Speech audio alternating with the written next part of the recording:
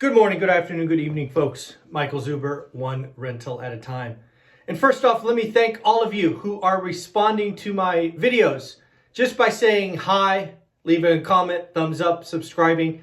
It is helping the channel. As they say, you are helping the YouTube algorithm have more people see these important videos. Folks, if you can say hi to me, I will do my best to say hi back. If you have a question, leave it below. In the end, I also enjoy these whiteboard discussions. Folks, we have a playlist on this channel. It's only about a month or two old, but they are just whiteboard discussions. The one that I got today was inspired by the video from yesterday. I know exactly when the housing crash is coming. As you know, in that video, I give full credit to Jason Hartman. It was his Facebook post that led to that graphic, so go check it out. Off of that video, I have gotten lots and lots of comments, and I don't think people understand. So let me do another video, and let's remind you, my story, one rental at a time, starts in 2001. What I have invested through the last crisis. I am not someone who's been doing this for 4 or 5 years in the easiest market ever. I have someone with now 22 years experience buying rental properties, making decisions. And if you don't know, we got out of housing at the peak into apartments. So you can read about that in the book. But let's talk about something that I believe and something that I have experienced, and then where I think people are getting confused. So, one, if you have watched my whiteboard discussion about the economy of 2022 and 2023, you know that I believe unemployment is going to double. I believe we could easily go from 3.5 to 7. This is something I see occurring next year. I see a hard landing. I do not have a rosy picture of our economy. So when I say things like that, people go back to, see, Michael, I told you housing is going to crash.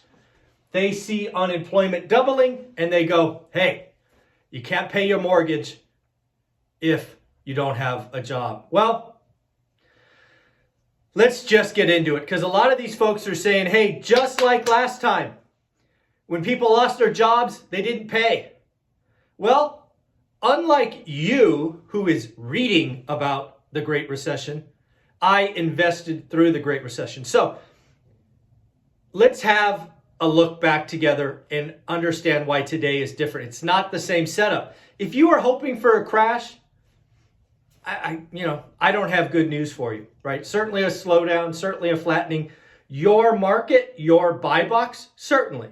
I am talking to a national audience here. So let's go back, right? So the whole idea is there's an owner. I'm sorry for my crude drawing, but they own this house, right? I guess it's a 2-story, whatever. So here's the idea. You have this house, you're making some money, right? What basically people are saying is, hey, you lose your job, you can't pay the mortgage, you lose the house. That's what people are saying. Well, maybe.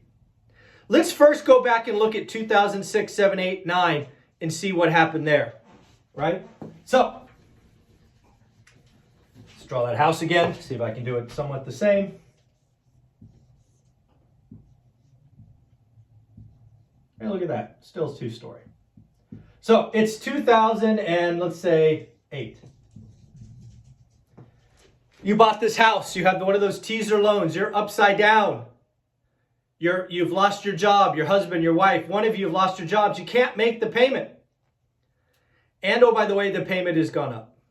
This is what got people last time. If you don't know, their payment may have started, say, at $1,200. Then it resets it like $2,300. In the end, I believe most people are financially simple. They're in this house at $1,200. They're enjoying life. The mortgage resets. They can't refi. They're going, damn it, I can't afford this. Then They look down the street and they find a rental house. Sure, it's not their house, but it's still shelter. And what did they find in 2008? This house costs $1,300, maybe $1,350.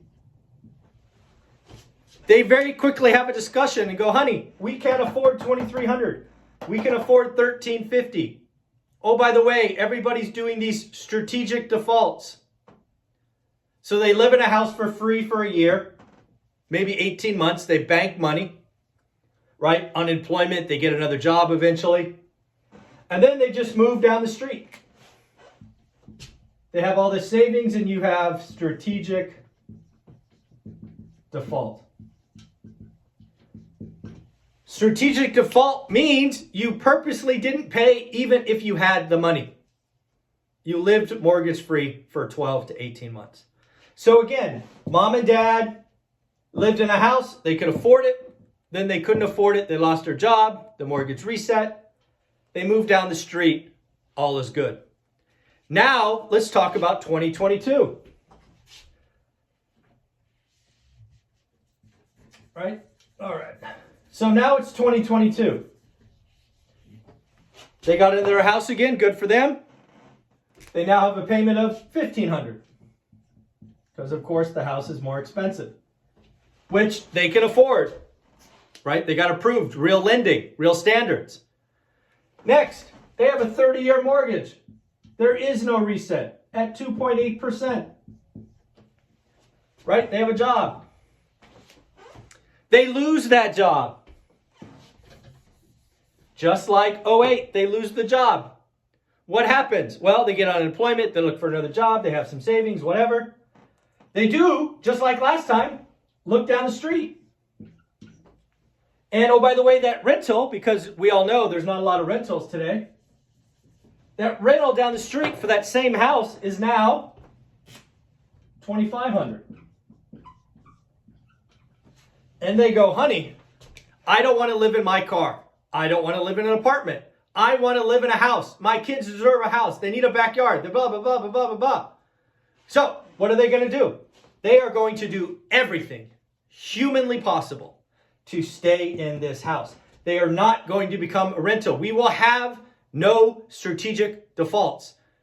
It is more expensive to rent than this mortgage. They will get roommates. They will invite their cousin, their sister, their brother. They will fill up the rooms. They will get bunk beds if they have to. They are going to do everything they can to keep this $1,500. Folks, sir, it's not everyone. Yes, we will have foreclosure. Yes, we will have short sales. It will happen. We will not have this cascading wave of strategic defaults after strategic defaults. One more thing, just to use the circles from last time. Right? Yesterday's video, Jason Hartman.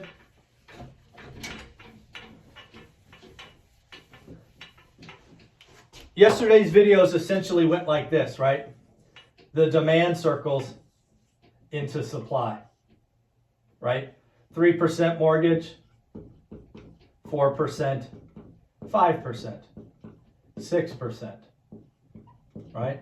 And oh, by the way, as I said yesterday, and maybe I wasn't clear, the supply is going to become smaller because you're not going to move, right? So this is supply and these are all demand. What happened in 2008? Quite the reverse. 2008, this was the demand like in 07, right? And this was the supply. Right? So this is supply, demand, 2007 or 6 or whatever year we want. Great recession happens, economy, blah, blah, blah, resets, nobody can afford. What happened? Demand crashed. Supply exploded. Every week, hundreds and hundreds and hundreds of new houses came on the market. What you are not understanding about last time and this time, we had endless amounts of new supply in '08. Where's the supply coming from today? We just talked about unemployment doubling, not bringing more housing. I'm sorry, folks. We have the Fed broke housing. 2 years of ultra low interest rates. 50% of loans, according to Black Knight, are 3.5% or below. 33% are 3% below. Where's the supply coming from in a recession? People are going to stay put, which means they don't list. All right, everybody, take care of yourself. Bye-bye.